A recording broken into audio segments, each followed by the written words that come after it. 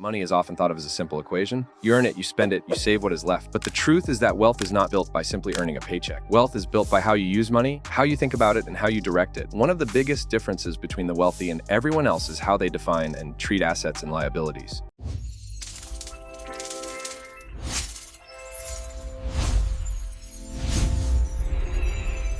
For many people, the terms asset and liability are just accounting words. But for the wealthy, they are guiding principles. Assets are things that put money in your pocket. Liabilities are things that take money out. That simple definition has shaped fortunes for generations. Yet, most people never stop to apply it in their own lives. Instead, they end up spending their hard-earned money on liabilities, believing they are buying assets. Think about a house, for example. Most people call their home their biggest asset, but in reality, unless it produces income, it is a liability. Why? Because every month it takes money out of your pocket in the form of mortgage payments, taxes, insurance, and maintenance. It may grow in value over time, but in the day, it drains money rather than adds it. The wealthy know this distinction, and it changes how they approach major decisions. Now consider rental property. That is an asset because it produces income month after month. Even if it requires some expenses, the net flow is positive, it puts money to your pocket. The wealthy build their lives around collecting assets like this.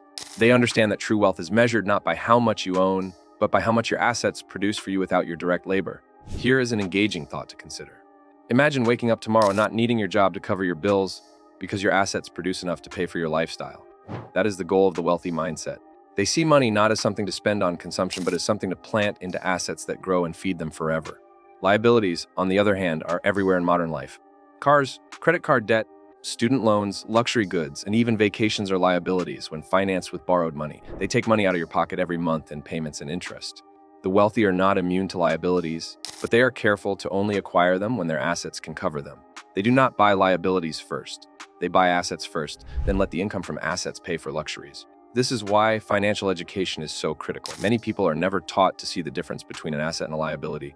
They grow up believing that as long as they can afford the monthly payment, they can afford the purchase. This mindset leads to a cycle of working harder and harder just to cover liabilities. The wealthy avoid that trap by asking a different question. Will this purchase put money in my pocket or take it out?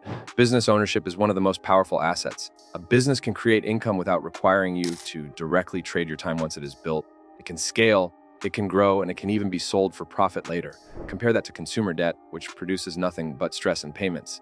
The difference is night and day. The wealthy often start or invest in businesses precisely because they are true assets capable of generating ongoing income. Investments in stocks, bonds, or funds are also assets, though not all investments are equal. Dividend-paying stocks, for example, literally put cash into your pocket regularly. That is an asset in its purest form. Non-dividend stocks can still be assets if they appreciate in value, but they require selling to realize income. The wealthy often balance both, building portfolios that produce cash flow and growth simultaneously. It is also important to recognize that liabilities can sometimes disguise themselves as assets. A new car, for example, might be called an asset because it has resale value. But in truth, it is a rapidly depreciating liability that takes money out of your pocket the moment you buy it. Insurance, fuel, repairs, and loan payments drain resources every month. The wealthy understand this difference and resist the urge to overspend on vehicles until their assets comfortably pay for them. Here's another perspective that may change how you think about money. Imagine your personal financial life as a scale. On one side are assets, on the other are liabilities. The goal is to tilt the scale so heavily toward assets that liabilities become weightless. Every dollar you earn is a decision. You can use it to add weight to liabilities, or you can plant it into assets that will grow stronger every year. Over time, the choices compound. The wealthy also use assets as protection. When you own assets, you are not dependent on a single job or paycheck. If one stream of income disappears, others continue to support you. This diversification is what creates financial security. Liabilities, in contrast, create fragility. The more you owe, the more dependent you become on constant income to keep the system afloat. A sudden change, like a job loss, can topple everything. One of the biggest lessons is that building assets does not always require huge sums of money. Starting a small side business, buying a single rental property, or even investing in index funds with a small monthly contribution are ways to begin.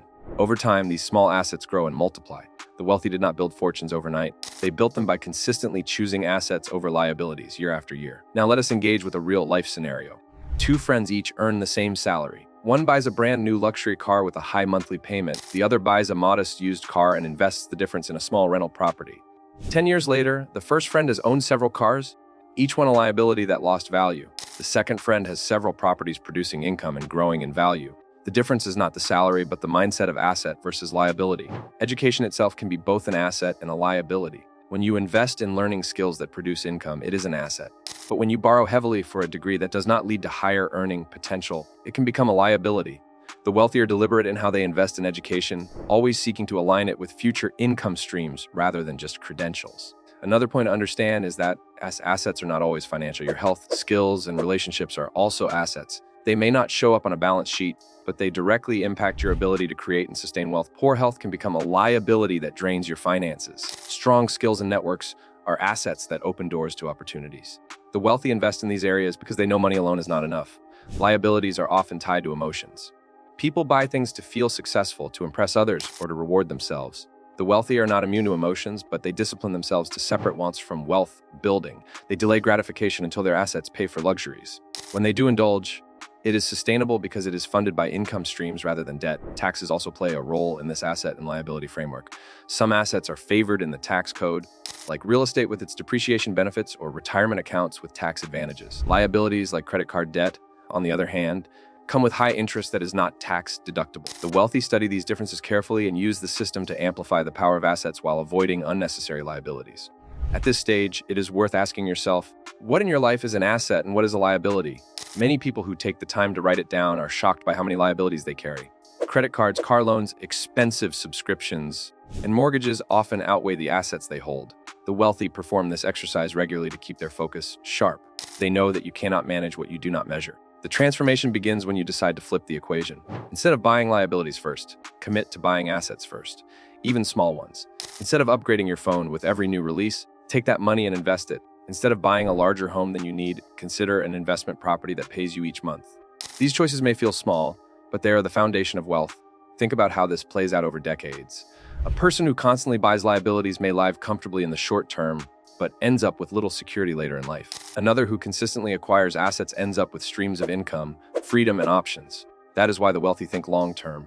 They see assets as seeds planted today that will grow into forests tomorrow. Every dollar that leaves your hand is a soldier.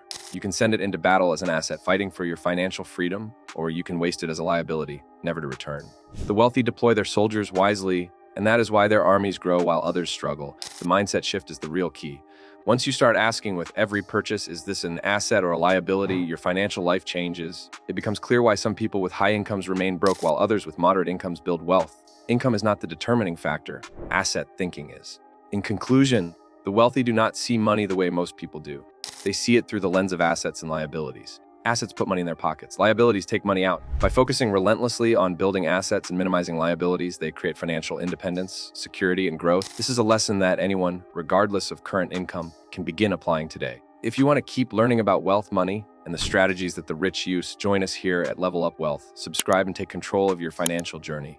Remember, wealth is not about how much you earn, but about how you think, how you act, and how you choose between assets and liabilities. The choice is in your hands, and your future begins with the decisions you make today.